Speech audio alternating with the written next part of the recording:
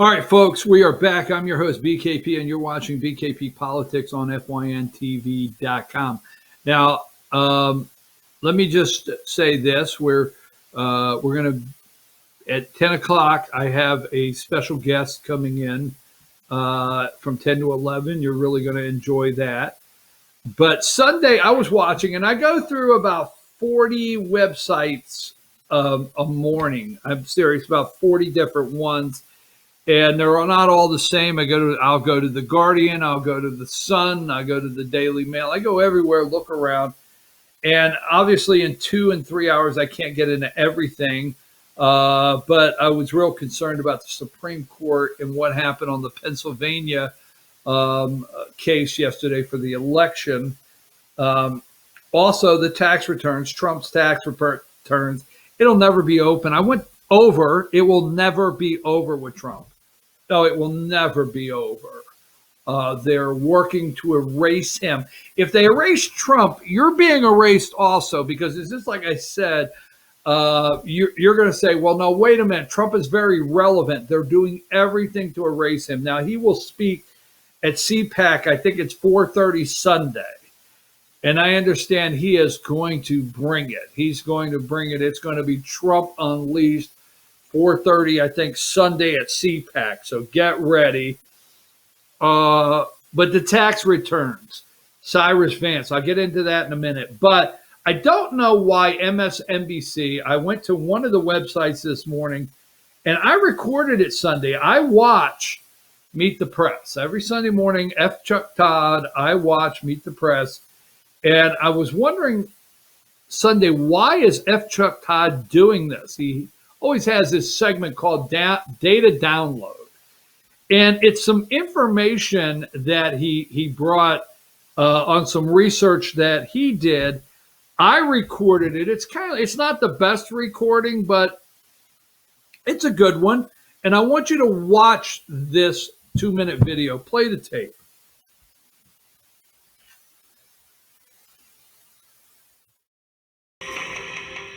Welcome back, Data Download time, and another look at the political realignment underway in this country. Both parties are undergoing massive changes in who their voters are, and we see this in the kinds of jobs held by self-described Democrats and Republicans. In fact, here's what we found in the NBC News poll.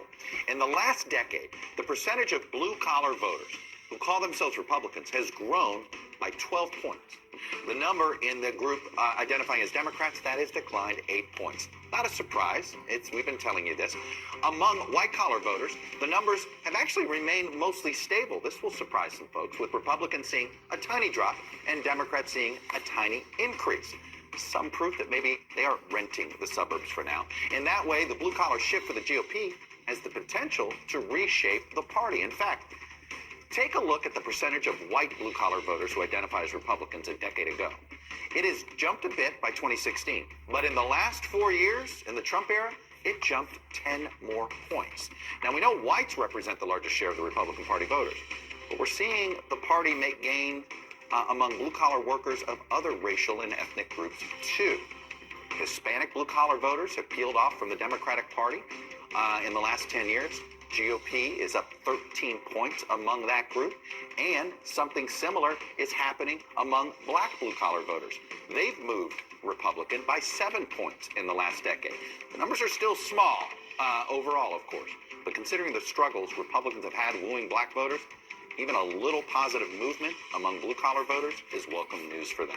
So what we're seeing is this. The two parties are trading places to a certain extent. As Democrats make gains in traditionally Republican suburbs, Republicans are picking off blue-collar voters who used to call themselves Democrats. Increasingly, the current Republican Party is looking more and more like the Democratic Party of the mid-20th century, think 50s and 60s. When we come back, the GOP is not the only party that's divided between factions, as President Biden is finding out. Stay with us. Okay, we will break that down a little more tomorrow. I wanted you to see that because, yes, I recorded the data download from Chuck Todd this past Sunday. I didn't play it yesterday. The gains that are being made. Trump is not going away. We'll discuss more of that. And obviously, we'll have a lot to discuss come Monday.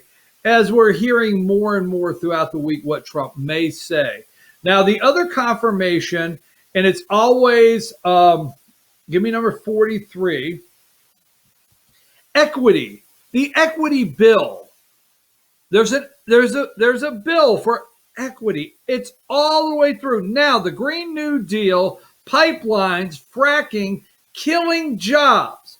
This would be, I mean, Biden is doing everything from equity and someone to change the identity and the gender of your children. I mean, this is some sick stuff that's happening. He's got people in areas that are going to kill the jobs, and you're either this is going to be now what this woman here, and her name is Deb Hanlon.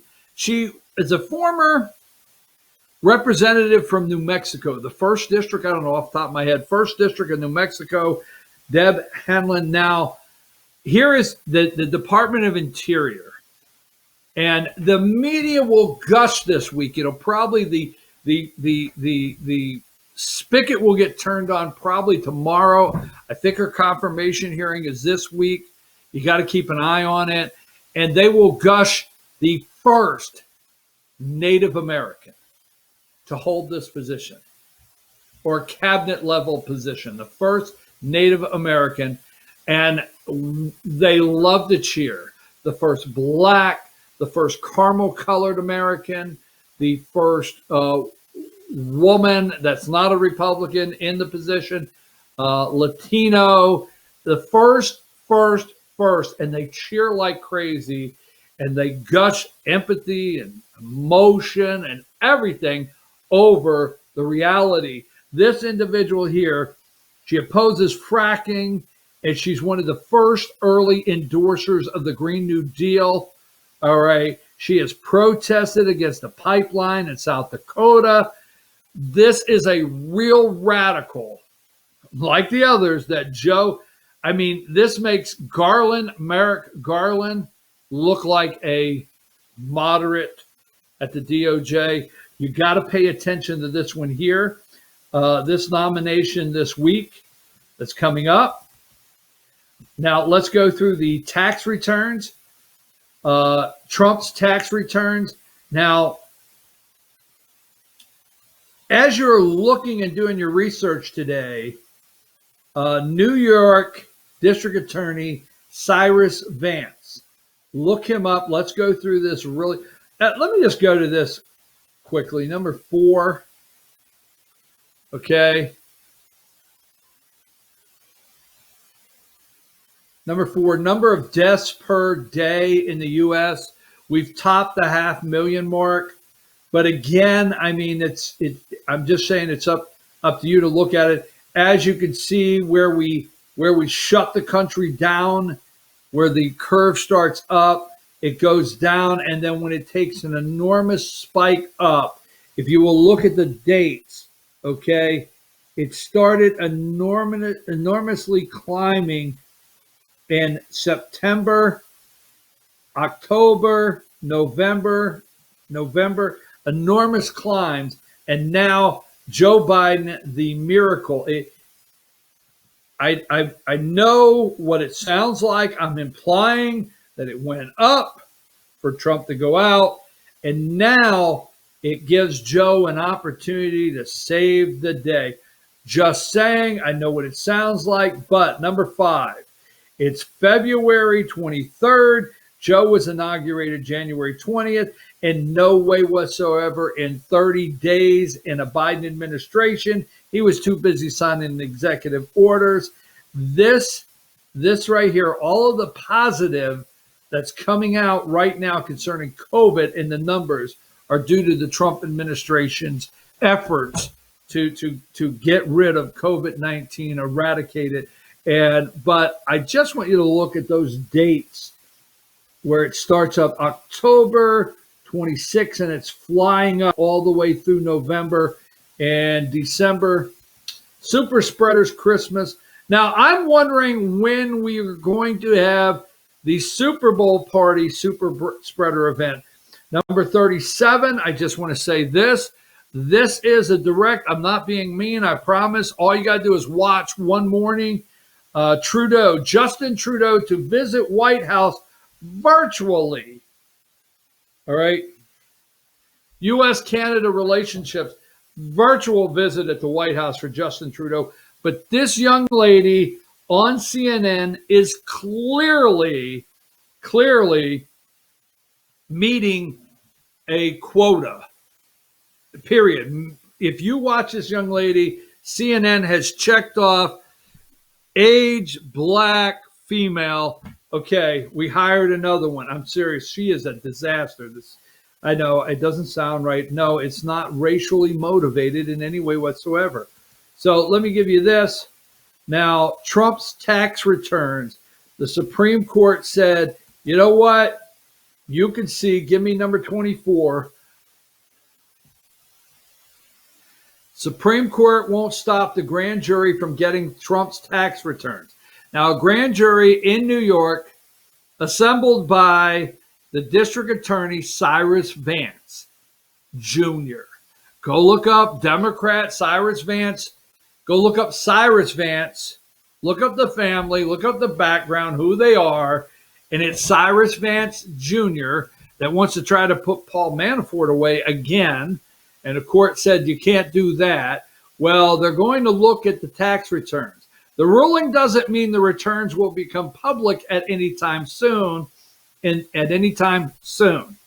if they get an indictment, okay, here's how it works. If they get an indictment, then the indictment can be published publicly. And if the indictment has something with the tax returns involved, you can see that, okay? So it won't be released publicly. They might never be publicly released under New York state law.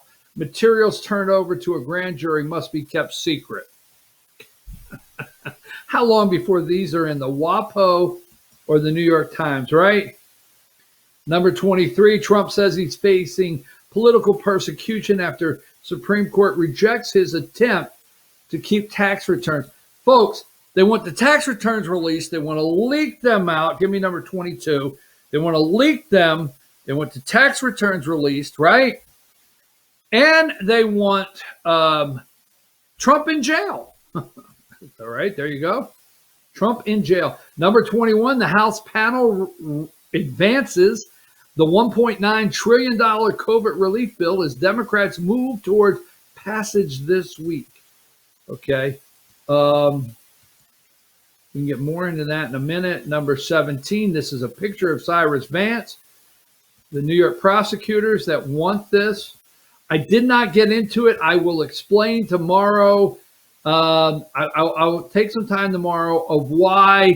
Let me just say this. There's a reason to me. It's not correct.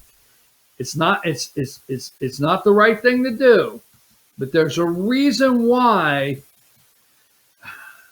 Thomas, Alito, and then Gorsuch, even though Gorsuch, let's just put it like this, okay? Neil Gorsuch, Supreme Court Justice Neil Gorsuch, had little, if any, pretty much zero, okay?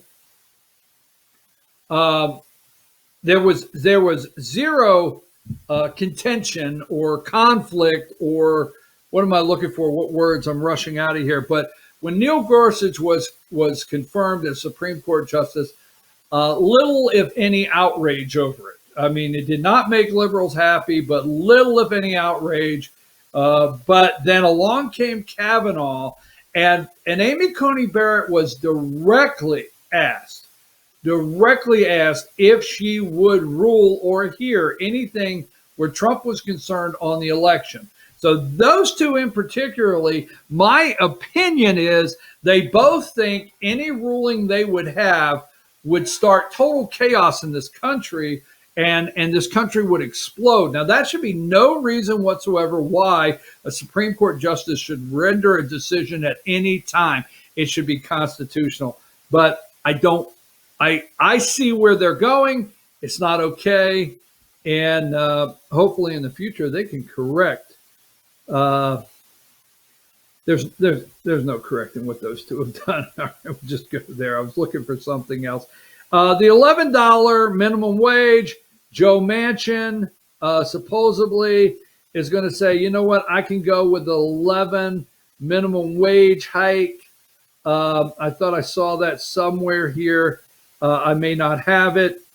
Again, Joe Manchin with $11 minimum wage. He will go with that, not the 15. Let me see what else I'm missing before I go to break. If you noticed in the data download, Hispanics have gone from 23% to 36%, and working collar, as they call it, blue collar, and black voters 5% to 12%. Okay. And God forbid you have a migraine. I heard every excuse in the world yesterday. Okay. Every excuse in the world why people should be allowed to have an absentee ballot. Let me show you this. This is a little older. It was put up about 5 days ago. I just want to show it to you. This is real. Okay. I don't know exactly when it happened. But this is women's sports number 48. This could have been some time ago, but I just want to put it up. This came across the social media this morning that I found. Her name is Gabrielle Ludwig, biologically a man born Robert John Ludwig, ex-Navy soldier, declared himself a woman in his 40s. At 50 years old, measured 6'8", weighed 220 pounds, and covered in naval tattoos. Gabriel Ludwig caused a huge feeling when she made her college basketball debut for Santa Clara, California Community College, playing for the Women's League right there. So, yes, that's a man. That'll look like a man. And I will leave with this one more time. Let me just say this. Number 3, before I go to break. Number 3, last night, Joe and Carmel Harris had a candlelight. They lit 500 candles. Every candle represented one death due to COVID. And it was somber. And Joe gave this speech of empathy yesterday. Your mom, your dad, your sister, your brother, your aunt, uncle, cousin. No one died with or from COVID alone due to no other reason than the government said it had to be that way. They stopped you from being with your loved one when they died, the government. I'm going to take a break. We're coming right back at 10 o'clock. I have a guest that will be here ready to go with some more information that you will enjoy. Don't go away. Right after these messages, don't go away. We have a guest coming. Take us to break, Emily.